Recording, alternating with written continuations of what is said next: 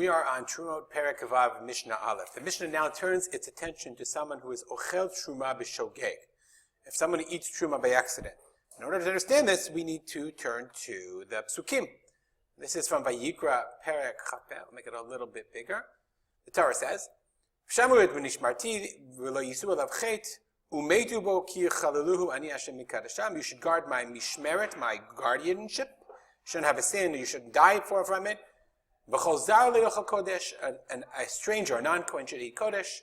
Toshav kohen sachir lo yochal kodesh. A resident kohen sachir, hired person. The kohen ki yikneh nefesh kinyan kispo hu yochal bo. If a kohen buys a slave, he can eat it. V'yidid beito, his children, hem yochu b'lachmo, they can eat his lachmo. So on one level we're talking about kachim. On another level we're talking about truma also. This is the lechem of the kohen. This is the nachala, the inheritance, the portion of the kohen. Ubat kohen kiyad ish zar, he b'trumat kodashim lo tochal. If a bat, so now remember, his daughter, we're going to see this in the future, so it's worth it to look at the psukim. His daughter can eat truma, but as soon as she gets married, then she can't eat truma anymore, she can't eat kachim. Ubat kohen kitia almana gusha, but if she gets divorced or her husband dies, is zera ilan, she doesn't have any children from her non-kohen husband, then v'shaval beit aver binura milecham v'veyot tochal, then she goes back to her father's house. V'ish ki yochal kodesh bishkaga. I highlighted this because this is relevant for our Mishnah. And if a person eats kachim by accident, v'yasav chamishito alav, he has to add a fifth. V'natan the kohen et kodesh, and he has to give the kohen this kodesh. So meaning there's a fine. There's a 1/5 fine. We're going to see that it's 20%, 1/5 on from the total amount, and as we'll soon see. Says the Mishnah, if you eat truma b'shogeg by accident, Meshalem keren v'chomesh, you have to pay back. So let's say I ate, a bread worth 10 shekel. Okay, you have to pay back keren v'chomesh. What is keren v'chomesh? The Bar Terumah says, "Chomesh hu b'vi'it masha'achal." It's chomesh I don't remember milabar, milagav from. It's a fifth, including the fine. So therefore, it's a quarter of what I ate. So therefore, I have to pay back $12.50. Going imachal truma sheshaveh dinar. If I eat truma worth a dinar, that's what I said. Mishalem dinar revi, you pay a dinar and a quarter. Shahen ben hakol chamisha revi'ot dinar, because that's 5/4 of a dinar. Nimsa keren imchusho chamisha. So therefore, it's a keren. It's the original principle plus a fifth altogether. Okay, and v'chol chamashim, every fifth. When the Torah says you pay a fifth, that's how it is. It's a quarter of this. It's a quarter of the amount that you ate, a fifth of the sum total. Okay, so therefore that's what you have to take care of the chomesh. Echad ha'ucher, whether you eat it, ve'echad ha'shoter, whether you drink it, ve'echad ha'sach, or whether you anoint yourself with it.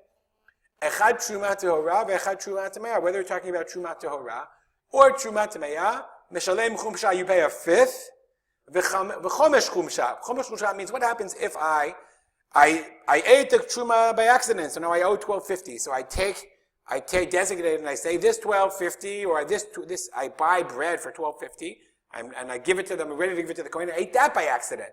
So then I have to pay a fifth on the fifth, etc., etc., and so on, and so on, and so on. The Mishnah explains, Eino mishalem truma. You don't pay truma. Ela chulim mitukanim. I can't say, I ate your truma, so I have truma in the other room. I'm going to pay you with that. No.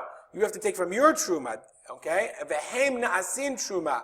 So when I buy the chulin bread and I'm going to give it to the kohen, of course it's tahor, etc., that chulin becomes truma, v'hatashlumin truma.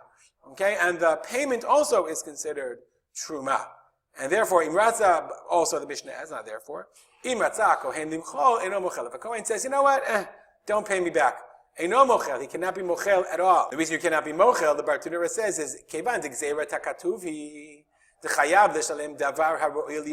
Let's go back for a second. How do I know that I can't pay him from truma, rather from chulin? He says the following, because it says, we learned in the pasuk, v'natan la kohen et kodesh. Let's go back and look at our pasuk. Ishti yochal kodesh bishgaga, v'yasav chamishito alav, v'yasar afith, v'natan la kohen et kodesh. So this clearly implies that it's now kodesh. That's exactly what he says. Davar ra'ui liot kodesh. It has to be worth a ra'ui, able or potential to be kodesh, and that's only chulin. The chomesh nami tzarich liot chulin mitkanim. The chomesh also, the fifth also has to be from chulin. Dichtiv, as it says, if you have asaf chamishito alav, you add chamishito. It's chomesh. That's what we learned. Chamishito. So just like the keren was from chulin, so too the chomesh also has to be from chulin, and therefore Why can't the kohen be mochel? Just like we saw. It's that has to be from chulin that can become kodesh. You can't pay money, it has to be from actual food. It's not owner, it's not ownership. There's no mochel, the kohen can't be mochel. You have to pay him no matter what. Okay, we'll stop here. If you have any comments or questions, as always, feel free to contact me at rspotter@gmail.com. And we'll dedicate this learning to the memory of my father, Rav Simcha ben Yitzchak Kalman. Have a great day.